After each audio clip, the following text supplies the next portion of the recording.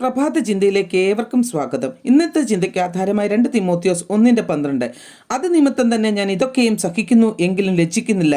ഞാൻ ആരെ വിശ്വസിച്ചിരിക്കുന്നു എന്നറിയുന്നു. അവൻ എൻ്റെ ഉപനിധി ആ ദിവസം വരെ സൂക്ഷിപ്പാൻ ശക്തനെന്ന് ഉറച്ചിരിക്കുന്നു.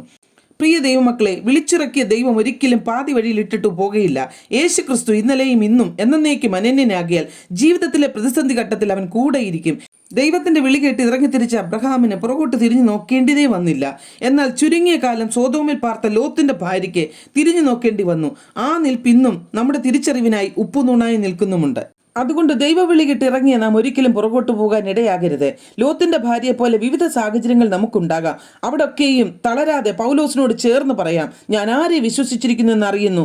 ഈ അറിവ് ഏത് പ്രതികൂല സാഹചര്യത്തിലും നമ്മെ നിലനിർത്തും. നമ്മുടെ ഉപനിധി അന്ത്യം വരെ കർത്താവ് സൂക്ഷിപ്പാൻ വിശ്വസ്തനെന്ന് ആമെന്ന് ഉറക്കുക.